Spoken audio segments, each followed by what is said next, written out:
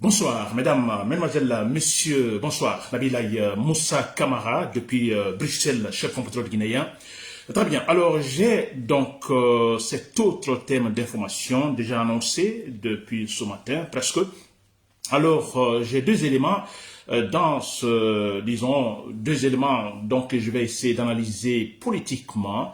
Alors, analyse objective, effectivement, sur ces deux éléments. Donc, je dis bien dans ce thème, j'ai des éléments. Il est question, premièrement, de Sidia Touré. Je vais parler de Sidia Touré. Sidia Touré aurait-il alors fait telle déclaration, chers Guinéens? J'espère que vous êtes là, que vous me suivez. Chers Guinéens, j'attends que voilà qu'il y ait effectivement donc vous me suivez. Si vous m'entendez également, vous pouvez les signaler, chers Guinéens. Nabilaï Moussa Kamara depuis Bruxelles. Très bien, je disais que, voilà, donc le premier élément, je vais parler de Sidia Touré. Alors, il y a eu une certaine déclaration, des rumeurs, alors des publications, un tweet, hein, n'est-ce pas? Et à partir même de certains sites d'information, je dirais, antérieurement crédibles, hein, qui ont pu donc publier, alors ce tweet ou cette information, disons, à propos de Sidia Touré, n'est-ce pas? Très bien. Alors, c'est pourquoi je me pose la question. Sidia Touré aurait-il fait telle déclaration? Quelle déclaration? C'est-à-dire, voilà, avalisant ou de façon conditionnant la candidature de Mani Doumbouya. Je vais donc dans les détails tout à l'heure. Deuxièmement, deuxième élément que je vais aborder dans ce thème, donc il est question de, en fait, cette situation, je vous dis bien, incompréhensible parce que on refuse de le voir et pourtant, en fait, tout est là, tout le problème est là, n'est-ce pas? Je dis par exemple, on refuse à Dadis, n'est-ce pas? À Dadis, jamais, à Mani Doumbouya, oui. N'est-ce pas? On refuse ce qu'on a refusé à Dadis, hein, voilà, on l'accepte à Mamadi Doumbouya. N'est-ce pas? Voilà, et je me dis, donc l'ethnocentrisme détermine tout en Guinée, n'est-ce pas? Surtout les débats politiques, la chose politique, publique. N'est-ce pas? Très bien, cher Guinéen. Voilà, donc très rapidement, je vais d'abord signaler que, écoutez, nous sommes, je vais toujours rappeler cela, nous sommes dans un processus de démocratisation, pour ceux-là qui ne savent pas. Alors, un processus de démocratisation, c'est un processus, vous comprenez, c'est tout un ensemble de comportements politiques, vous comprenez, vers la réalisation, en fait, disons, d'une gouvernance, je dirais, positive, n'est-ce pas? Une bonne gouvernance. Alors ce processus va vers là, donc vers la démocratie, parce qu'on se dit dans la démocratie, alors si elle est bien appliquée, effectivement, l'issue ici, c'est la bonne gouvernance. Là, vous l'avez vu, partout, la démocratie en fait évolue. Si je prends un exemple, je ne veux pas prendre les grandes démocraties, je prends seulement tout simplement tout près Libéria. On ne dira pas Libéria est une grande démocratie, non, ils sont dans un processus démocratique. Mais je prends un élément dans ce processus démocratique libérien. Vous voyez, il y avait une dame qui était présidente de la République, hein, n'est-ce pas? Alors, cette dame est restée objective, son mandat est terminé, elle a accepté ces deux mandats, elle quitte, elle organise les élections libres et transparentes, n'est-ce pas?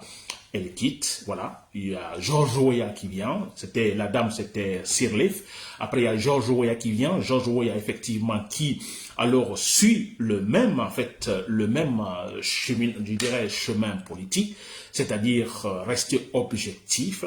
L'État appartient à tout le monde, l'État n'appartient pas à une personne. Donc, Georges Weah était là, et aussi, il a fait ses deux mandats. Alors, il a organisé des élections libres et transparentes, n'est-ce pas? Voilà, lui-même, il a participé, il a perdu, il a accepté. Alors, on ne dit pas Libéria est une grande démocratie, mais vous voyez cet élément dans le processus démocratique libérien, sans problème, n'est-ce pas? Sans conséquences négatives, pas de discussion, rien. N'est-ce pas? Alors, nous sommes dans ce processus-là, chers Guinéens, vers la bonne gouvernance. Parce qu'on peut dire déjà qu'au Libéria, il y a ce qu'on appelle la bonne gouvernance. C'est un pays pauvre, n'est-ce pas? Mais tout commence là. N'est-ce pas? Je vais revenir tout de suite sur cette situation de Sidia Touré. Faites-moi la bonne politique, je vais faire une bonne économie. Donc, actuellement, les Libériens sont en train de faire la bonne politique, ils sont sur la voie. Chers Guinéens. Donc, je vais parler ici de notre processus démocratique pour ceux-là qui ne comprennent pas.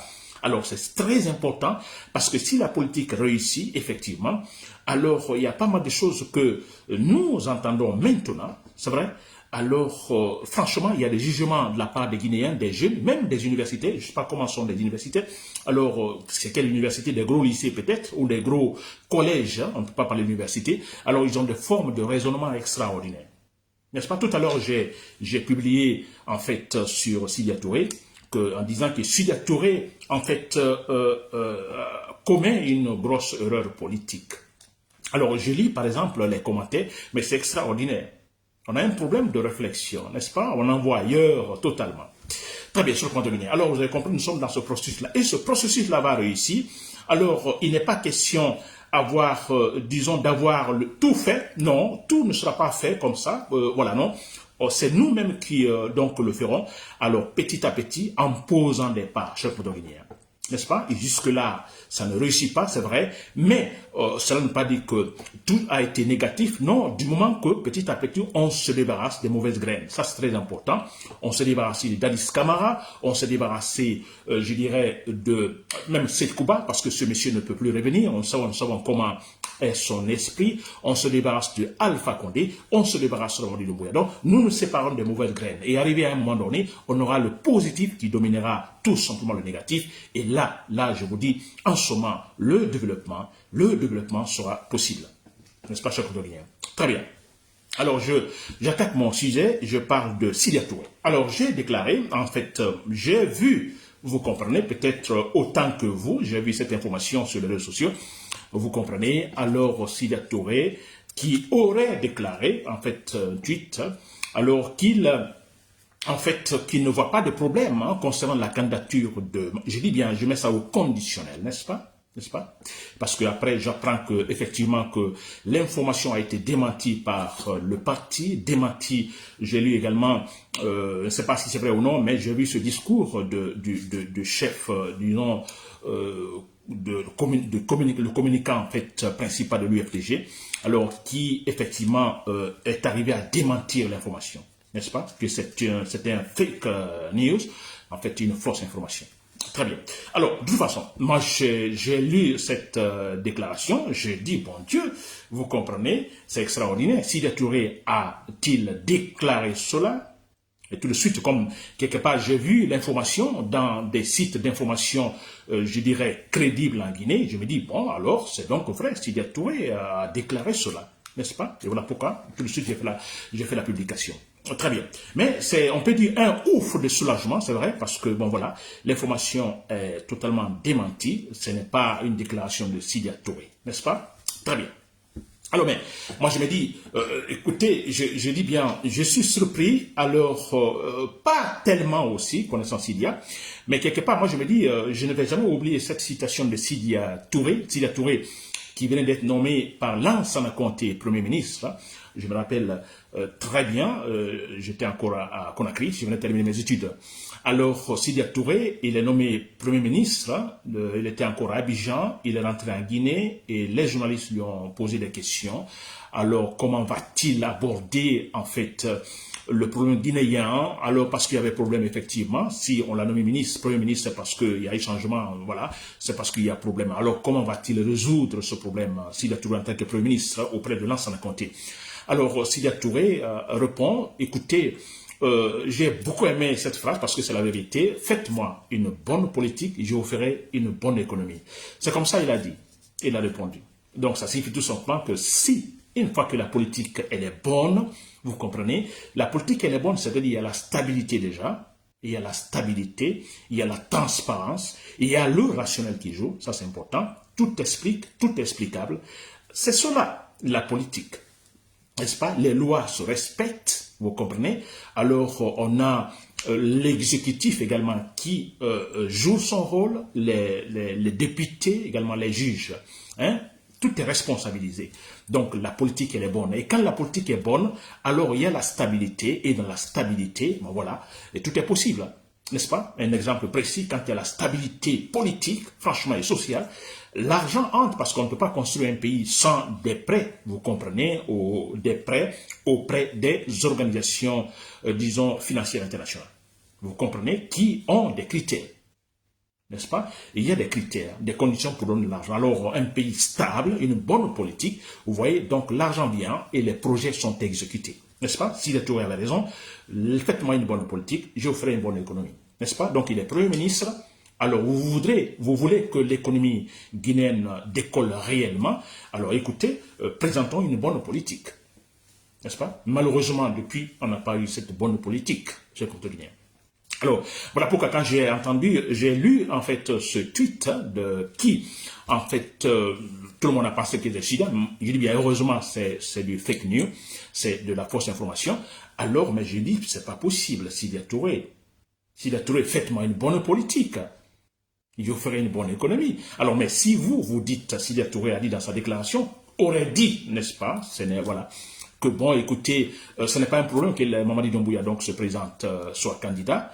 Alors, la condition effectivement que Mamadi Doumbouya essaye également d'accepter les autres candidatures, n'est-ce pas? Je dirais par exemple candidature de l'UFR, lui-même Sida Touré, de l'UFDG de Sédar Diallo, et surtout qu'il accepte que des autres rentrent, ces politiciens, ces opposants rentrent au pays, et que tout le monde participe à des élections libres et transparentes.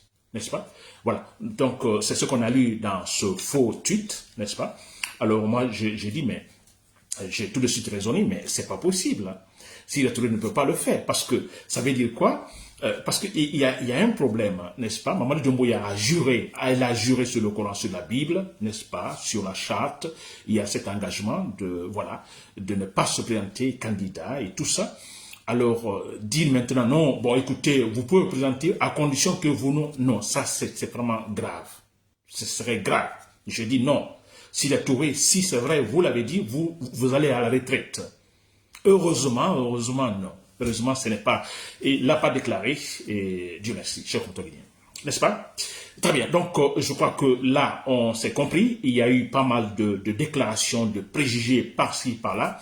S'il vous plaît, nous sommes dans un processus de démocratisation. Nous nous battons pour informer réellement les Guinéens.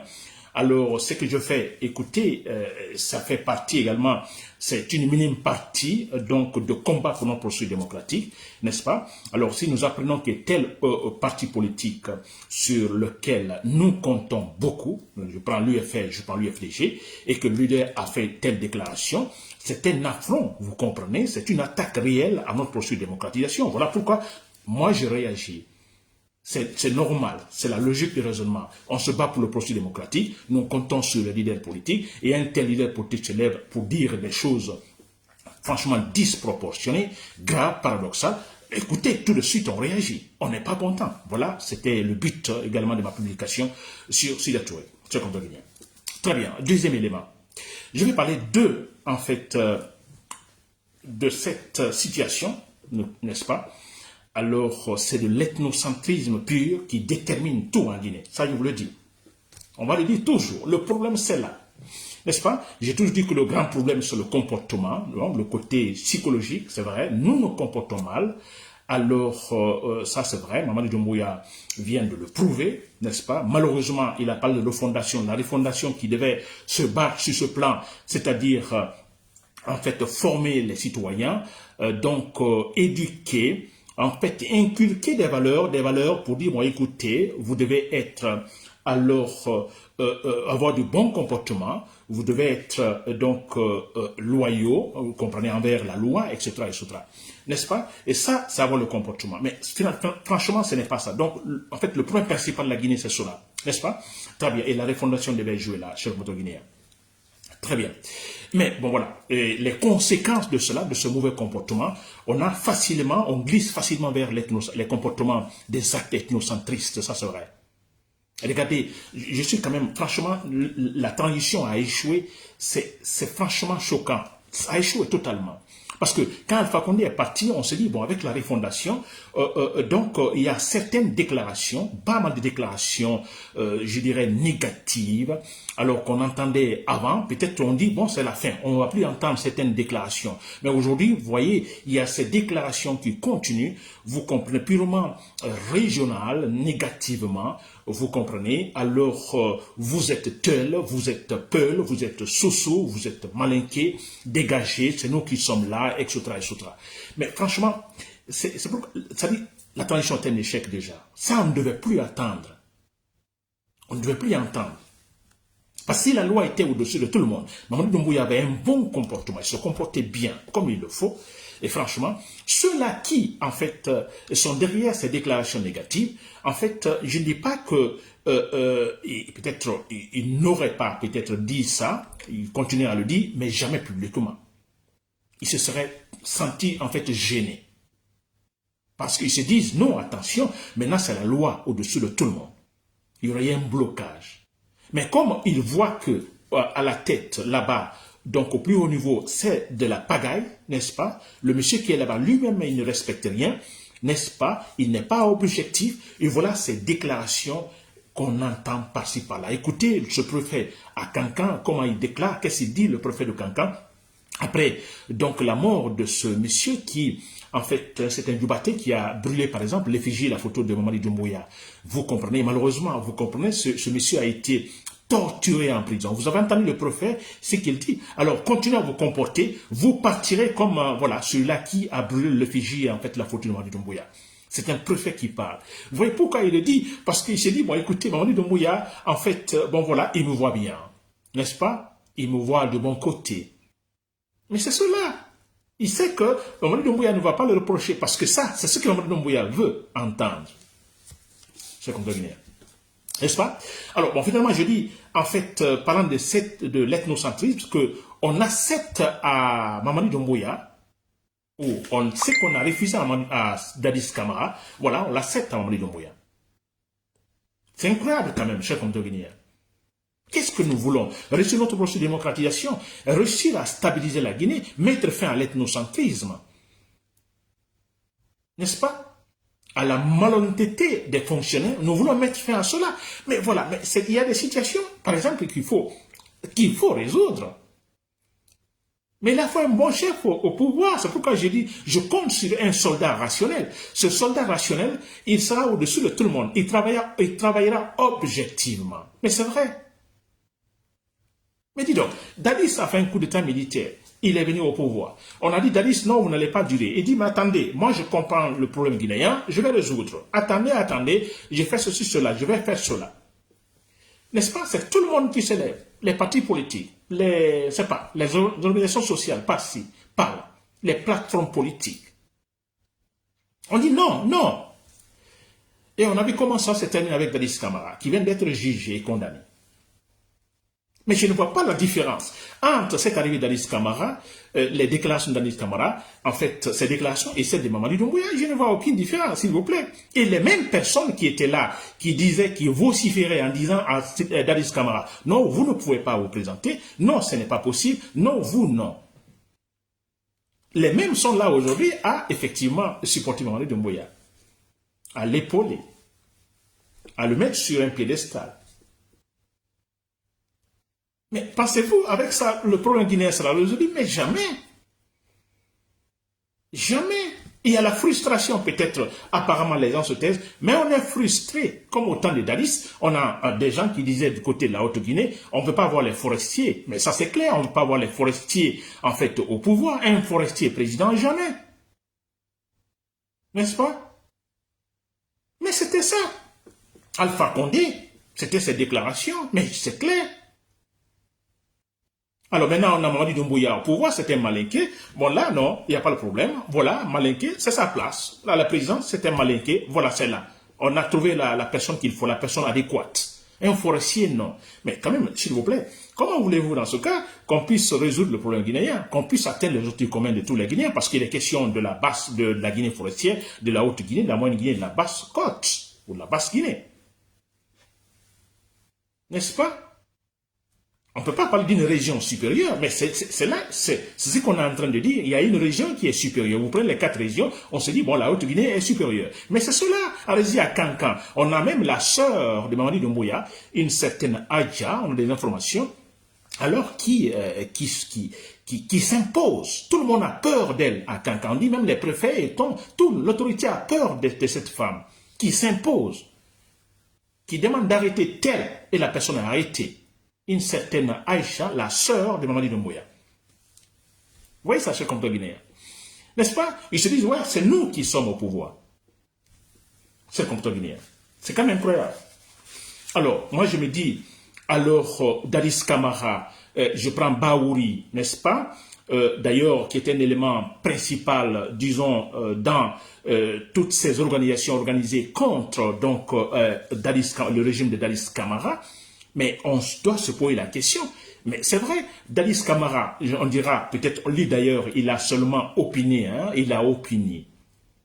Il donne son opinion, n'est-ce pas? Et Mamadi Doumbouya est en train de réaliser. Je ne vois aucune différence entre le régime d'Adis Camara et celui de Mamadi Doumbouya. Et Mamadi Doumbouya est en train de réaliser. Quand je dis réaliser, effectivement, matérialiser, c'est-à-dire des mensonges, des mensonges, des mensonges, et tenter effectivement de placer les mensonges, c'est-à-dire de transformer ces mensonges en actes. Et là, voilà, on dit, bon, écoutez, Baouri dit, bon, écoutez, la Guinée dans 20 ans, 30 ans, voilà, sera un pays, tous les objectifs seront atteints. Et on n'a pas donné cette occasion, ce temps à Dadis Camara. Moi, on ne supporte pas Dadis Camara. On ne supporte personne, n'est-ce pas? Après ce qui s'est passé, d'accord. Mais écoutez, qu'on essaye d'être objectif, s'il vous plaît.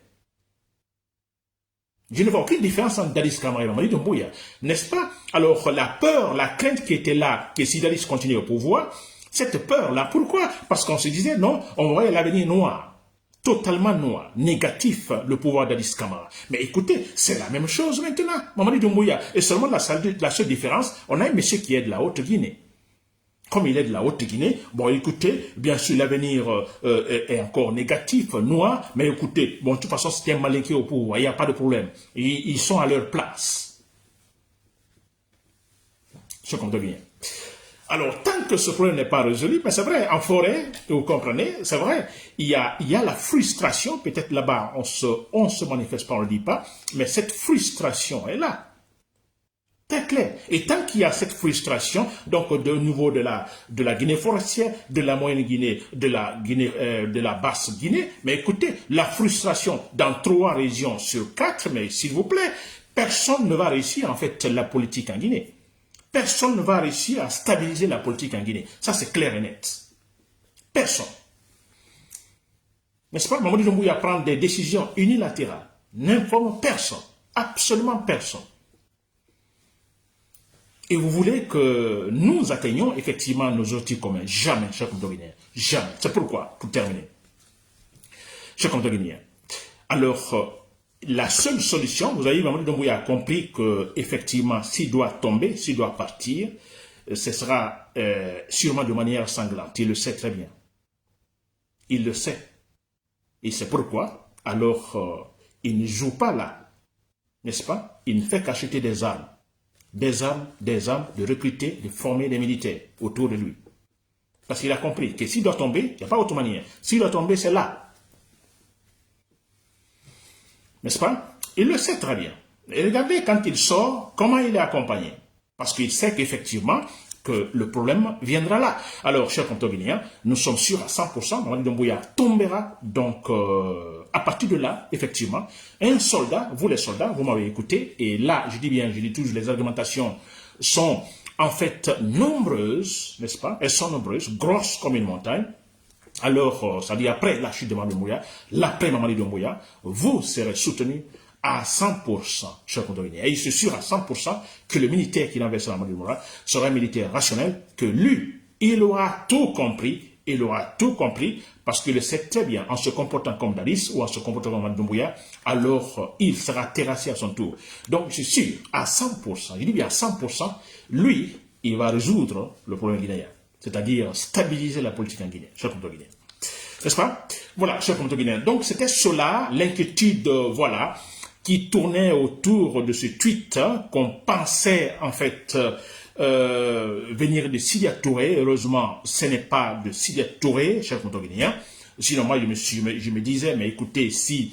Alors, il faut conditionner, il faut accepter qu'il Mamadi Doumbouya arrive au pouvoir, plutôt se présente comme candidat. Mais écoutez, un homme qui a été capable, vous comprenez, de violer la charte, l'engagement, donc parjure et tout ça, alors il va se présenter aux élections. Pensez-vous qu'il va perdre? Il ne va pas perdre. C'est lui qui va gagner parce qu'il a ses hommes partout, n'est-ce pas? Toutes les régions, toutes les préfectures, tous les secteurs, tout, il a placé ses hommes. Pensez-vous, et les militaires par exemple, tous, ce sont ses hommes. Alors pensez-vous qu'il va perdre ces élections? Il ne va pas perdre. Jamais, il ne va pas perdre. Donc c'est là aussi, je me disais, est-ce que Sidi a bien réfléchi, n'est-ce pas? Parce que c'est sûr qu'il y a qui va gagner. Il ne doit pas se présenter. Lui ne peut pas être candidat. Il a juré devant tout le monde, il ne va pas le faire. Il a répété devant, en fait, pas mal dans les conférences de presse, n'est-ce pas? Il a répété. Moi, je ne serai pas candidat. Non, la parole du soldat, s'il vous plaît. Personne ne doit jouer avec ça, Sidi Touré, Seydina Diallo ou tout autre. Il ne faut pas conditionner, on ne conditionne pas, n'est-ce pas? Il doit tout simplement dégager. Si nous l'acceptons, alors c'est fini. Il ne quittera plus le pouvoir. À moins, comme je le dis, et là c'est avec assurance, que voilà, il soit finalement abattu par un autre soldat. Sinon, c'est pour rester jusqu'à la fin de sa vie. N'est-ce pas? Voilà, chers commentateurs guinéens, c'était Nabila Moussa Kamara depuis Bruxelles. Merci pour l'écoute et bon vendredi et bon début de week-end.